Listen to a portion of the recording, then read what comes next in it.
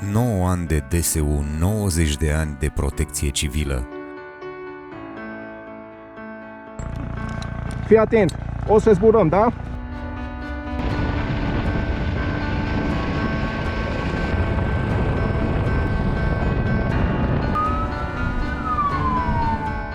Anul trecut, eforturile depuse de Departamentul pentru Situații de Urgență și structurile aflate în coordonare au fost orientate cu precădere pentru îmbunătățirea managementului situațiilor de urgență, armonizarea legislației, creșterea gradului de reziliență a comunităților, dotarea cu tehnică performantă a salvatorilor, asigurarea pregătirii personalului la înalte standarde de calitate, adaptat complexității misiunilor din competență.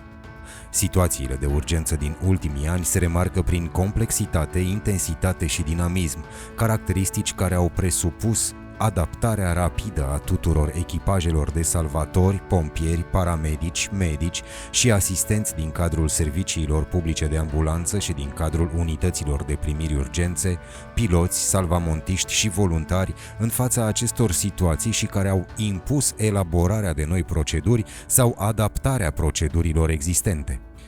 În cei 9 ani de la înființarea DSU, performanța instituțională a fost fundamentată prin stabilirea dezideratelor strategice în domeniile prevenirii și intervenției integrate în situații de urgență și au presupus identificarea celor mai bune practici pentru creșterea gradului de siguranță a cetățenilor, analiza riscurilor, adaptarea resurselor la nevoile operaționale și implementarea mecanismelor de gestionare integrată a evenimentelor.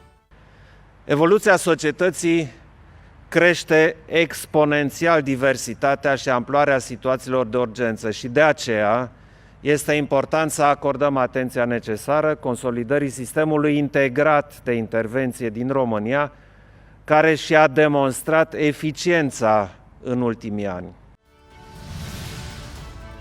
Situația generată de gestionarea fluxului de cetățeni ucraineni sosiți în țara noastră din zona de conflict este una dintre acțiunile complexe și de anvergură relevante pentru anul 2022, care a necesitat testarea reală de această dată a procedurilor de răspuns în sistem integrat din partea tuturor instituțiilor aflate în componența Sistemului Național de Management al Situațiilor de Urgență, alături de sprijinul societății civile, a structurilor de ordine publică din cadrul Ministerului Afacerilor Interne, al organizațiilor internaționale, precum și al autorităților publice locale.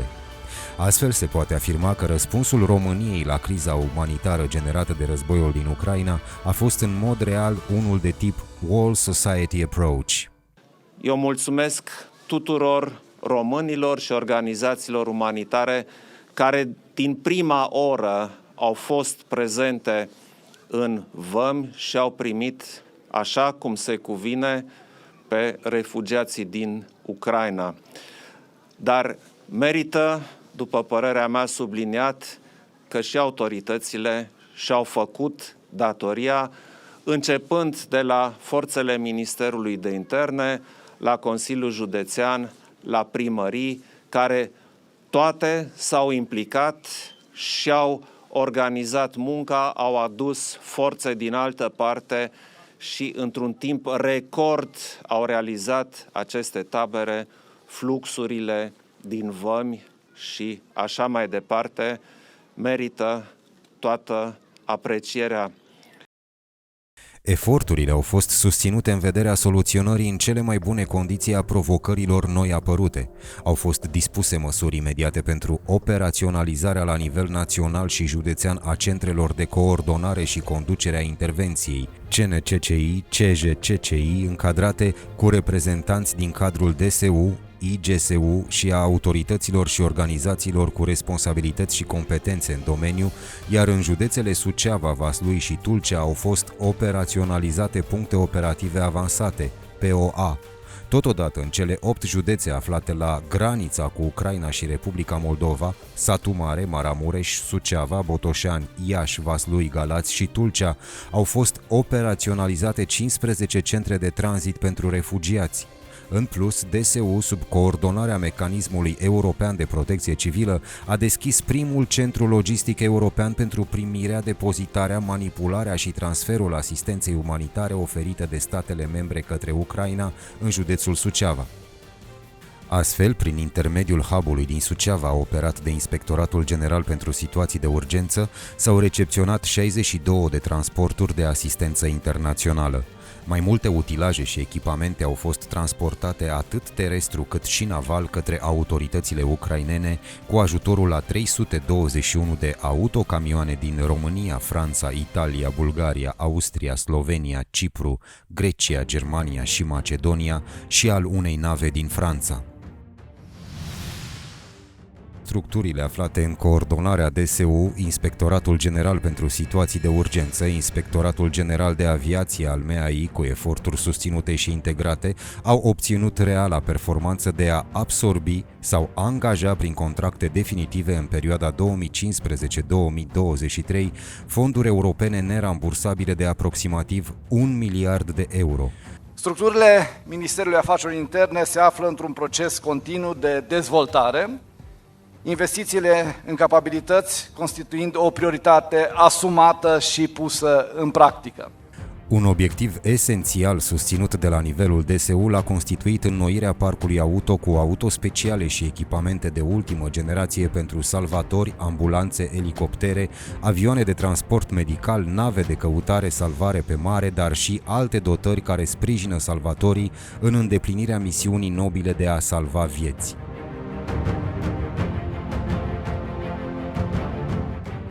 IGSU și IGAV sunt două structuri care se află în prezent într-un proces accelerat de modernizare la nivel de dotări. În ceea ce privește componenta aeriană, Ministerul Afacerilor Interne a făcut în mod constant pași uriași spre modernizare și creșterea capacității de intervenție. Dovadă sunt proiectele de achiziție pentru cele 6 elicoptere ușoare, cele 6 elicoptere medii grele, respectiv pentru cele 2 avioane mediu-curier pentru transport pacienți, valoarea acestora depășind 360 de milioane de euro.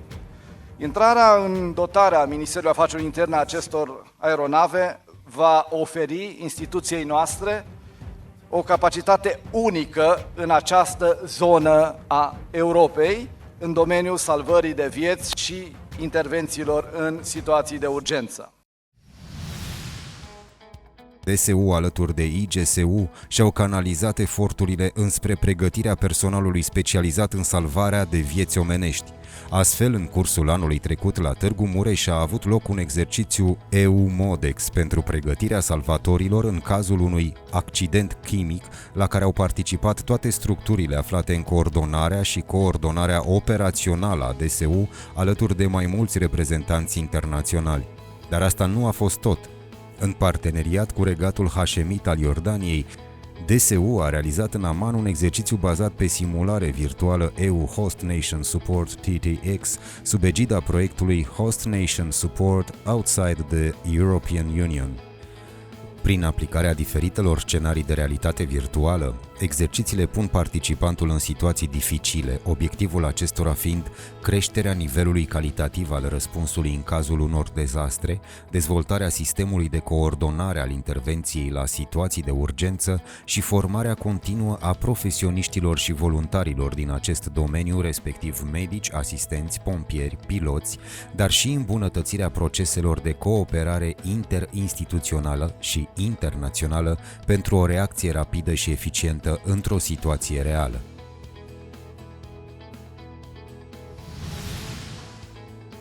În scopul formării viitorilor ofițeri pompieri, în urma unui audit efectuat de specialiști din cadrul École Nationale Supérieure des Officiers de Sapeurs-Pompiers din Franța, strategia DSU și IGSU a urmărit de o manieră prioritară modernizarea și aducerea la zi a pregătirii viitorilor ofițeri pompieri, astfel încât pregătirea lor să corespundă nevoilor care sunt în continuă schimbare.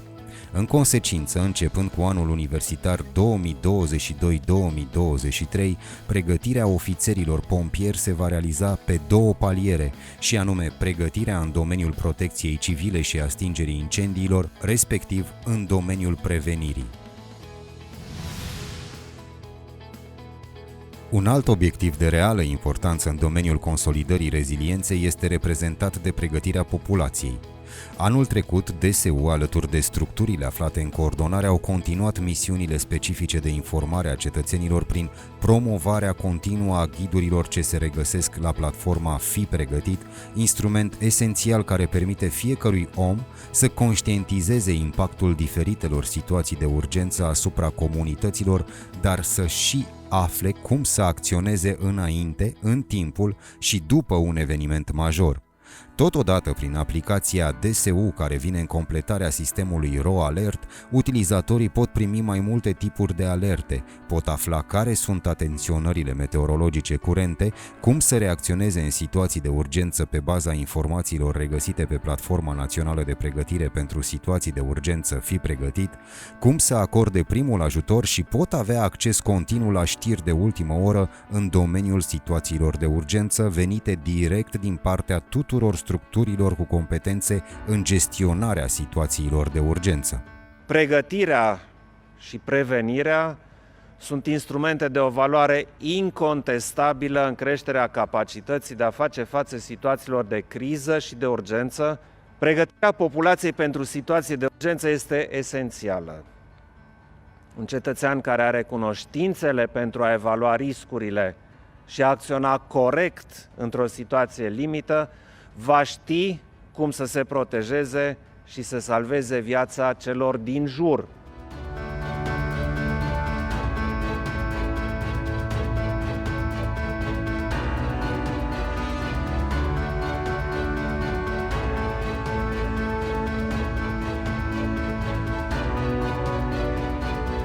Pentru a preveni și a reduce semnificativ pierderile de vieți omenești, este important ca populația să fie bine informată. În situații de urgență, fiecare secundă contează. Pentru astfel de momente, la nivel național, sunt desfășurate diferite programe și campanii menite să educe populația despre măsurile și modul de comportare înainte, în timpul și după producerea situațiilor de urgență. Toate instituțiile publice naționale și locale vor avea obligația să includă pe site-urile instituțiilor linkuri către Platforma Națională de Pregătire pentru Situații de Urgență fipregătit.ro ca sursă credibilă de informare pentru comunități. Rugăm cetățenii să acorde importanță prevenirii situațiilor de urgență, să descarce aplicația DSU, care este gratuită și care cuprinde informații care te pot salva în situații de urgență. Societatea civilă joacă un rol extrem de important în întreaga noastră activitate. Aceasta devine din ce în ce mai mult o componentă indispensabilă în câmpul misiunilor noastre specifice de salvare de vieți omenești. Astfel, cu sprijinul societății civile, în anii trecuți au fost achiziționate 2 caravane care și anul trecut au făcut înconjurul țării, tocmai pentru a instrui populația în situații de urgență. Caravana Fi Pregătit, cu personal specializat în acordare de prim ajutor, a instruit 14.961 de persoane, dintre care 10.751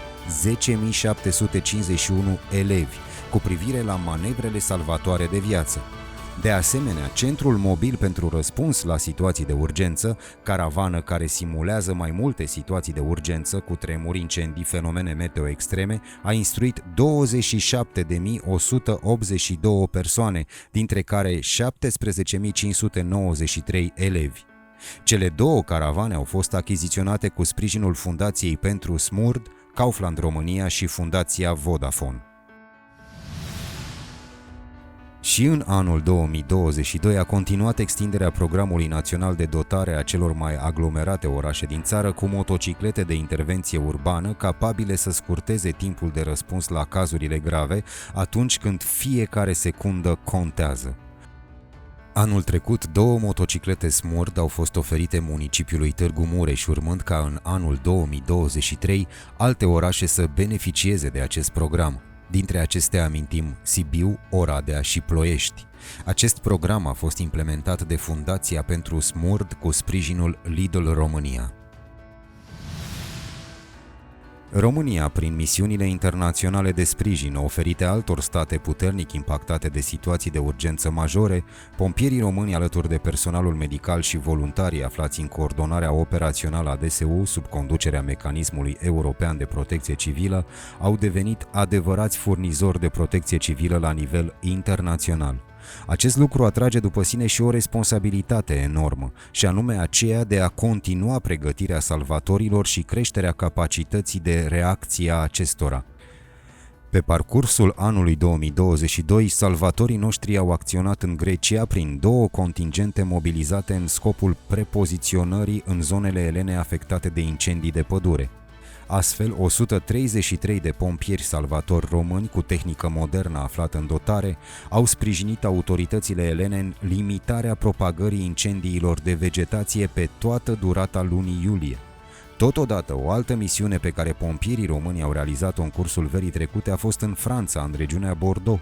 Cu sprijinul Ministerului Apărării Naționale, 2 aeronave aflate în dotarea bazei Papa de transport aerian strategic, utilizând resursele de zbor destinate Ministerului Apărării Naționale din România și o aeronavă a MEAPN, au transportat personalul de intervenție în număr de 77 pompieri salvatori și tehnica aferentă în scopul realizării misiunii internaționale de limitare a extinderii incendiilor de pădure, care au pus stăpânire pe teritoriul francez. Astfel, în mai puțin de 12 ore de la acceptarea solicitării de sprijin, pompierii salvatori cu tehnica aflată în dotare au ajuns pe teritoriul francez puternic afectat de incendii de vegetație la o distanță de aproximativ 3000 de kilometri de București.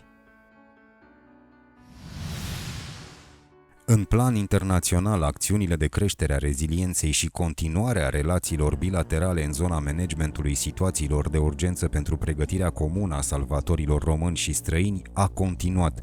În acest context, amintim semnarea memorandumului de înțelegere în domeniul protecției civile între Ministerul Afacerilor Interne din România și Ministerul pentru Schimbări Climatice și Protecție Civilă din Grecia, semnarea scrisorii de intenție privind cooperarea în domeniul gestionării dezastrelor și a situațiilor de urgență dintre România și Turcia, semnarea acordului pentru instruirea paramedicilor ucraineni în cadrul cursurilor de bază în domeniul primului ajutor calificat și medicină tactică în cadrul programului de asistență NATO, reînnoirea memorandumului dintre DSU și Agenția Federală pentru Managementul Situațiilor de Urgență din Statele Unite, FEMA, și nu în ultimul rând, semnarea acordului de cooperare între DSU și Consiliul Asistenților Medicali din Iordania. La sediul MEAI a avut loc evaluarea tematică Peer Review, efectuată de specialiști din mai multe țări din cadrul Uniunii Europene privind gestionarea riscului la dezastre și măsurile de prevenire pentru reducerea riscului la dezastre. O evaluare Peer Review a gestionării riscurilor la dezastre oferă unei țări ocazia de a reflecta asupra pregătirii sale pentru a face față dezastrelor naturale și provocate de om și de a identifica modalități de îmbunătățire a prevenirii și pregătirii pentru riscuri. Raportul acestei evaluări a fost înmânat premierului României de către Comisarul European în domeniul managementului crizelor, Janez Lenarčič. În ceea ce privește dinamica misiunilor operative ale Inspectoratului General pentru Situații de Urgență, pe parcursul anului 2022, echipajele operative au asigurat răspunsul la peste 612.000 de intervenții, ceea ce reprezintă o medie zilnică de 1677, multe dintre acestea realizându-se în cooperare cu structurile aflate în coordonarea Departamentului pentru Situații de Urgență și cu sprijinul celorlalte structuri ale MEAI, respectiv cu unități ale Ministerului Apărării Naționale și cu alte componente ale Sistemului Național de Management al Situațiilor de Urgență, inclusiv cu voluntari. Exprimat în cifre, răspunsul operativ al echipelor IGSU și al celor medicale operate în colaborare cu unitățile de primiri urgențe este edificator. 28.622 persoane salvate din diferite situații de urgență, 468.354 persoane la care s-a acordat primul ajutor calificat și asistență medicală de urgență și aproximativ 6,3 miliarde lei bunuri protejate. Aceste rezultate confirmă răspunsul prompt și profesionist dovedit de echipajele operative ale IGSU în misiunile specifice destinate salvării de vieți, protejării bunurilor și mediului. Asistența medicală de urgență și prim ajutor calificat rămâne în continuare principala acțiune de răspuns a structurilor de intervenție, cu o medie zilnică de 1258 misiuni. Totodată, pentru eficientizarea misiunilor destinate salvării vieții, anul trecut au fost operaționalizate 6 noi puncte de lucru cu sprijinul autorităților locale. În același context operațional, utilizarea sistemului RO Alert destinat avertizării rapide a populației în caz de urgență majoră a permis transmiterea măsurilor de autoprotecție prin intermediul celor 2784 astfel de mesaje difuzate la nivel național. Intervenție complexă a pompierilor bucureșteni a avut loc în dimineața zilei de luni 25 aprilie 2022 la ora 8:44 la stația de metrou Piața Romană. Având în vedere afluxul ridicat de călători, precum și complexitatea unor astfel de misiuni, a fost activat planul roșu de intervenție, care presupune suplimentarea resursei medicale la fața locului. Astfel, pentru gestionarea eficientă a misiunii, 20 autospeciale de intervenție, o autospecială de descarcerare, 3 autospeciale pentru transport victime multiple, 5 ambulanțe de terapie intensivă mobilă, 31 ambulanțe SMURT și o autospecială de intervenție la dezastre, accidente colective și calamități, la care se adaugă echipaje din cadrul Serviciului de Ambulanță București-Ilfov și ale Poliției și Jandarmeriei, au fost dislocate la locul intervenției. Ca tehnică operativă a fost creat un culoar de siguranță pe marginea tunelului, care a permis evacuarea în siguranță a celor 172 de persoane și acordarea asistenței medicale pentru 24 dintre acestea. La finalul misiunii, pentru 4 dintre persoanele afectate a fost necesar transportul la spital pentru investigații de specialitate. În urma evenimentului, nu au existat pierderi de vieți. La nivelul structurilor IGSU, în anul 2022 au fost executate un număr de 44.271 controale de prevenire. Dacă se analizează strict numărul de controale înregistrat, se constată că acesta este în creștere cu 13%, plus 5.227. Au fost executate 11.290 controale la instituții publice, plus 1.413. 24.923 la operatori economici, plus 3.781 și 1.599 la localități, plus 176. Pe timpul executării controalelor de prevenire au fost constatate 182.493 deficiențe în domeniul situațiilor de urgență, 19.612 dintre acestea, 11%, fiind soluționate pe timpul executării controalelor. S-au aplicat 21.417 amenzi contravenționale în cuantum de aproximativ 55 de milioane de lei și un număr de 130.279 avertismente. Au fost identificate 15 situații care au impus oprirea funcționării ori utilizării construcțiilor sau amenajărilor. Cuantumul amenzilor contravenționale aplicate a crescut cu 44% față de perioada similară din anul 2021.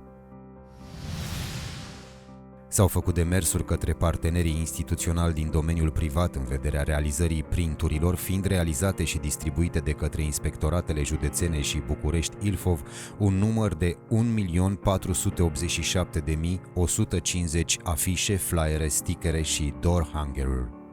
S-a asigurat difuzarea spoturilor video și audio aferente campaniilor naționale aflate în derulare, conform planului media stabilit împreună pentru siguranță. Astfel, la 32 posturi de televiziune cu acoperire națională au fost difuzate spoturi din campania de informare a cetățenilor cu privire la interdicția arderii vegetației uscate și a miriștilor.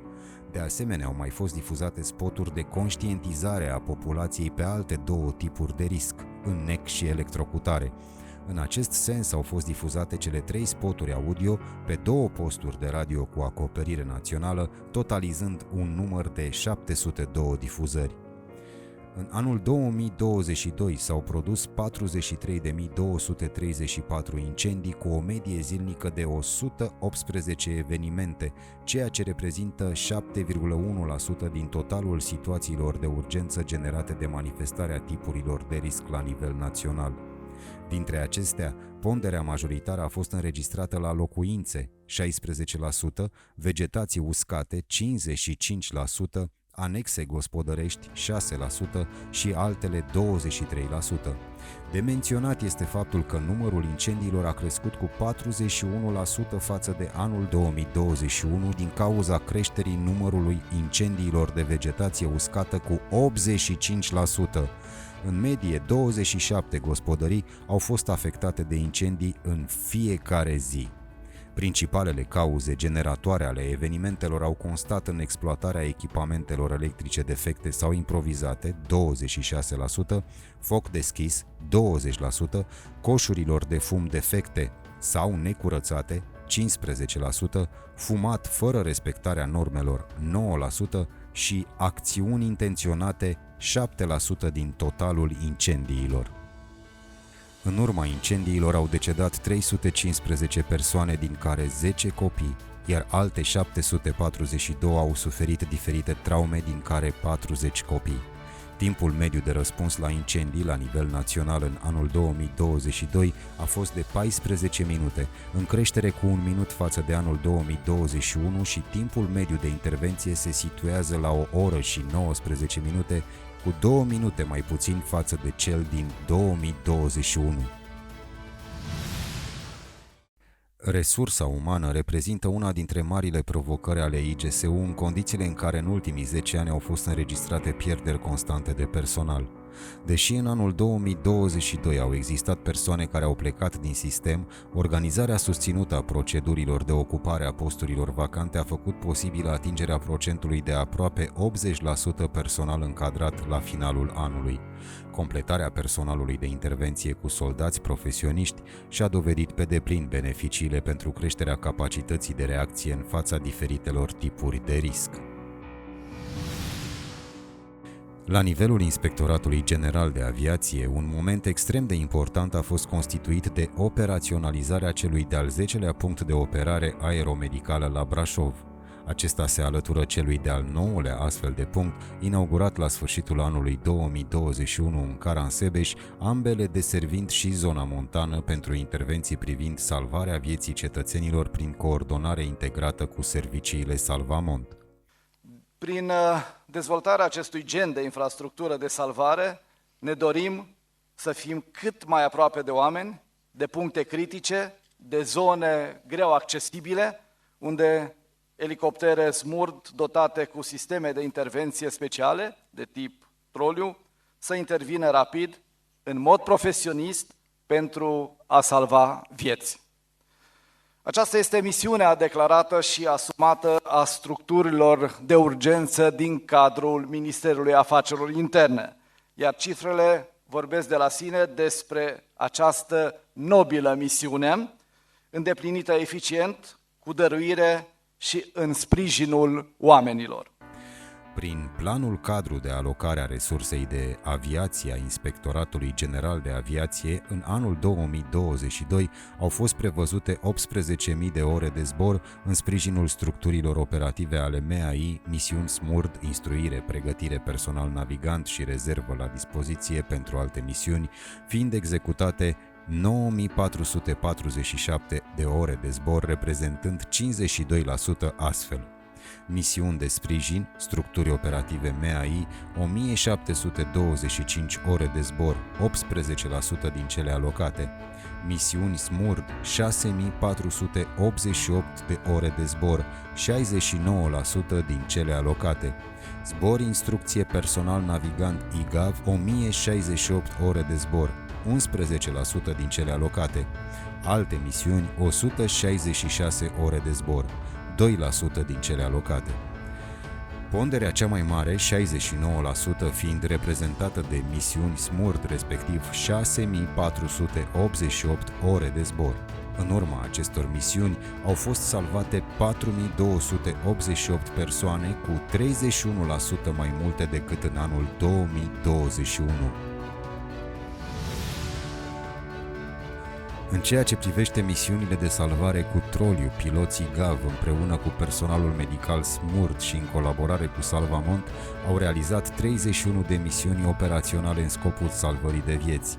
În anul 2022 au fost alocate 3935 ore de instrucție, fiind executate 1068 de ore, reprezentând aproximativ 27% din planul de instruire în zbor. Comparativ cu anul 2021, procentul executării zborului de instruire înregistrează o ușoară scădere. Cu toate că instruirea în zbor este atributul detașamentului de instruire și perfecționare, din cauza faptului că la această dată nu are în dotare suficiente aeronave dedicate acestei activități și suficient personal specializat la nivel IGAV, s-a luat măsura de reglementare a zborului de instruire și în cadrul unităților speciale de aviație și punctelor de operare aeromedicală, ceea ce a permis o mai mare flexibilizare a instruirii în zbor a piloților, fără a indisponibiliza elicopterul pentru misiuni operaționale. Astfel, a fost asigurat nivelul de antrenament minim necesar pentru executarea misiunilor în siguranță, în condițiile unui număr tot mai ridicat de piloți aflați în instruire și au fost menținute calificări operaționale superioare și titluri de clasă de către personalul aeronautic, inclusiv operator troliu și sarcini exterioare, operatori căutare, salvare, evacuare, operatori foto-video. În anul următor, prin accesarea fondurilor europene nerambursabile în cadrul proiectelor Viziune 2020 și Air Ambulance, vor intra în dotare 6 elicoptere medii grele Black Hawk, respectiv 2 avioane mediu curier. În cursul anului 2022 și a primului trimestru din anul 2023, piloții IGAV au fost instruiți în vederea manipulării noilor aeronave care vor deservi intervenția în situațiile de urgență. În perioada 2015-2022, solicitările la caz ale serviciilor publice de ambulanță se mențin pe o tendință ascendentă de 20,10%. Comparativ, între anul 2022 și 2021, se evidențiază o scădere de 5,95% a solicitărilor. În anul 2022 s-au înregistrat 3.322.729 de solicitări. Serviciile publice de ambulanță desfășoară mai multe tipuri de misiuni, ca de exemplu transporturi simple neasistate, asistență medicală la domiciliu, etc., intervenind la cazuri de cod verde, galben și roșu. Comparativ cu anul 2021, anul trecut se înregistrează o scădere a pacienților asistați de serviciile de ambulanță în procent de 4,08%.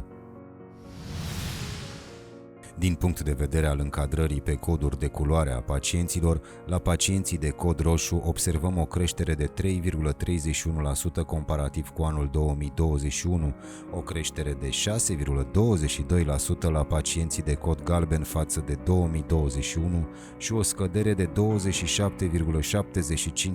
a pacienților de cod verde față de anul 2021. În anul 2022, intervențiile la cazurile cod roșu s-au situat la valoarea de 353.973 de mii. Comparativ cu echipajele SMURD, care intervin preponderent la cazurile de cod roșu și la cele de cod galben, în anul 2022 acestea au intervenit la 474.947 de cazuri, observându-se o creștere importantă a numărului intervențiilor realizate de echipajele SMURD, atât de tip B, cât și pe ambulanțele de terapie intensivă mobilă de tip C. Misiunile de transport asistat efectuate de serviciile publice de ambulanță în anul 2022 înregistrează o creștere de 2,90% față de anul 2021 și o creștere de 32,25% față de anul 2020.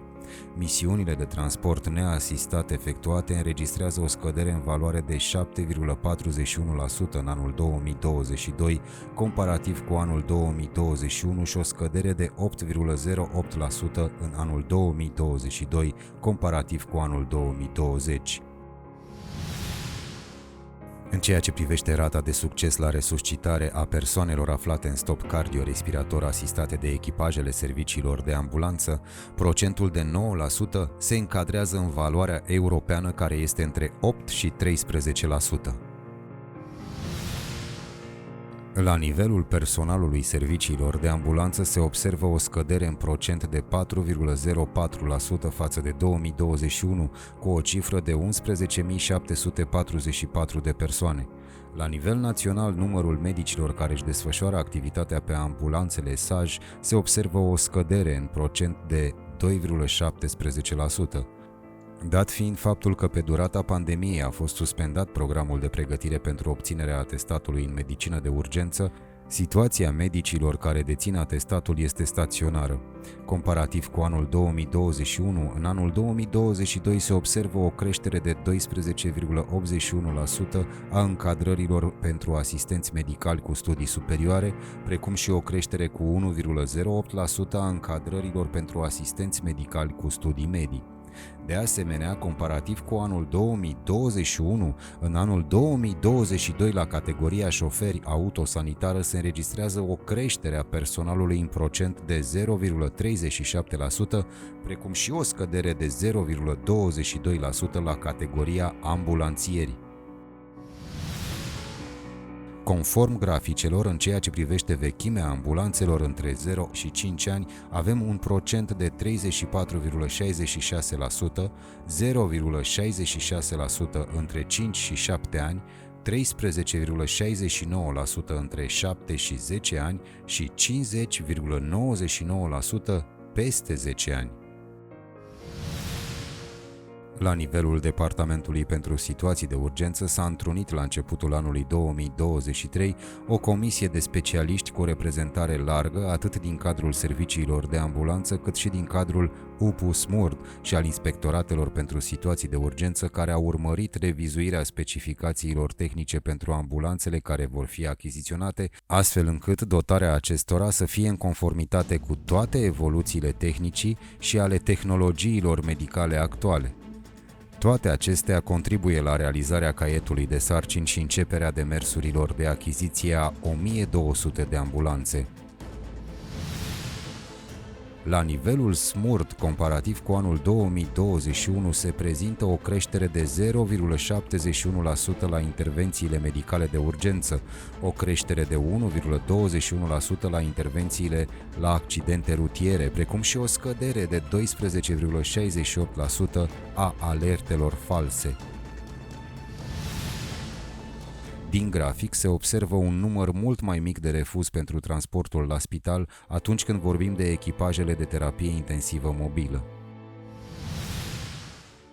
În funcție de tipul echipajului, în anul 2022, un procent de 90% din pacienți au fost transportați cu ambulanțe de prim ajutor de tip B, nefiind necesară sau eficientă din punct de vedere medical sau al distanței intervenția echipajelor de terapie intensivă mobilă. Din acest grafic se poate constata ceea ce se discuta și în anii anteriori, respectiv că echipajele de terapie intensivă mobilă merg la urgențe reale. Se poate observa o creștere importantă a numărului de pacienți care au necesitat intubație orotraheală și de asemenea o creștere importantă a numărului de pacienți ce au necesitat dispozitive supraglotice. În comparație cu anul 2021, în anul de referință se înregistrează o creștere în procent de 11,17%